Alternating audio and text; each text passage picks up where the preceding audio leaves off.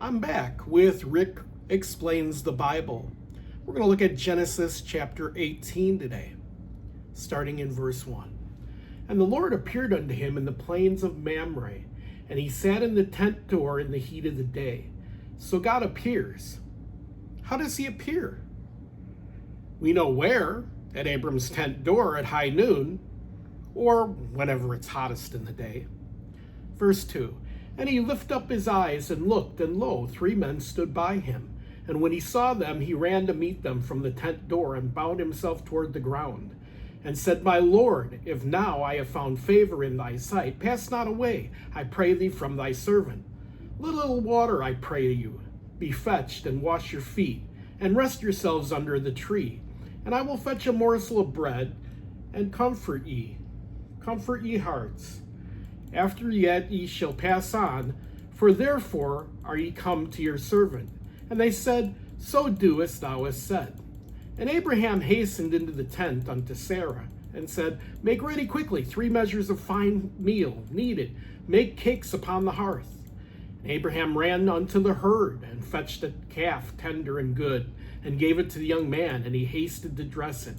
And he took butter and milk and the calf which he had dressed, and he set them before them, and he stood by under a tree, and they did eat. So Abram looks up, and he sees 3 men. He offers them hospitality that's expected from people in the Middle East. He feeds them, he gives them drink. Sarah prepares like a good wife. In her 90s, she prepares all this. And they give him the best meat and butter and milk, a veritable feast for people living in a tent. Verse 9, And they said unto him, Where is Sarah thy wife? And he said, Behold, in the tent.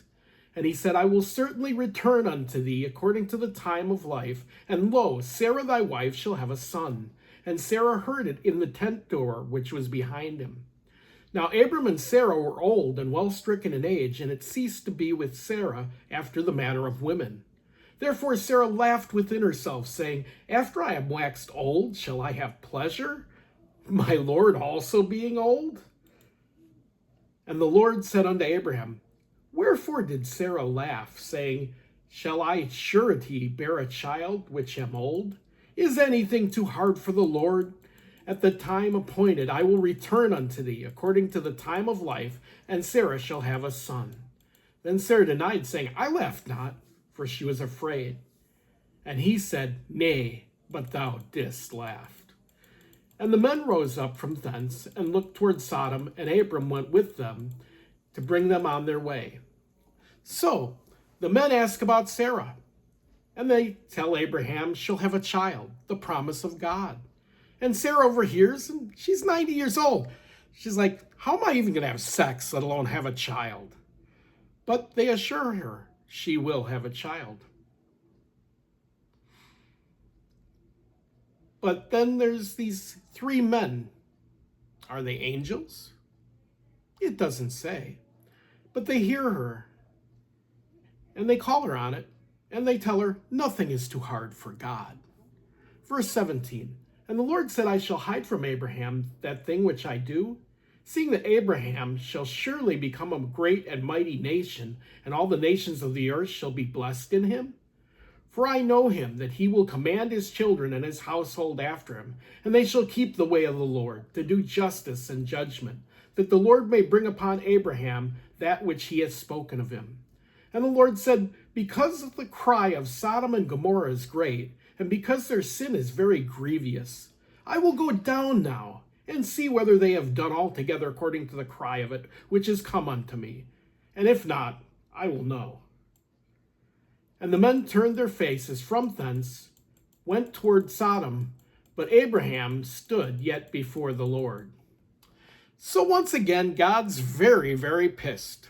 He's heard about all the partying and lawlessness in Sodom and Gomorrah. But he has to go down and see for himself. What's up with that? What is up with that? I thought he was all-knowing. Why does he have to go down and see? He has to hear about it? He has to hear about it, and then he has to go see for himself. Now, I know Bible scholars will tell you God's being anthropomorphized here for our understanding. But it literally says God heard, and then it says he said, let us go down. And if it's that bad, I will. He already knows.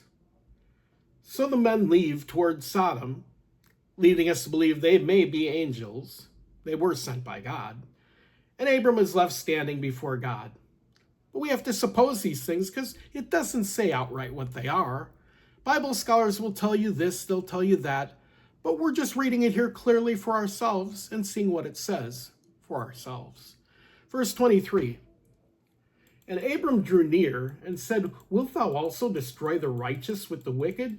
Peradventure there are 50 righteous within this city. Wilt thou also destroy and not spare the place for the 50 righteous that are therein? That be far from thee to do after this manner, to slay the righteous with the wicked, and that the righteous should be as the wicked? That be far from thee. Shall not the judge of all the earth do right? And the Lord said, if I find in Sodom 50 righteous within the city, then I will spare all the place for their sakes. And Abraham answered and said, behold, now I have taken upon me to speak unto the Lord, which am but dust and ashes. Peradventure there shall lack 55 righteous. Wilt thou destroy all the city for the lack of 5? And he said, if I find 45, I will not destroy it. And he spake again to him yet again, and said, peradventure there shall be 40 found there. And he said, I will not do it for 40's sake. And he said unto him, oh, let not the Lord be angry, I will speak. Peradventure there shall 30 be found. And he said, I will not do it if I find 30 there.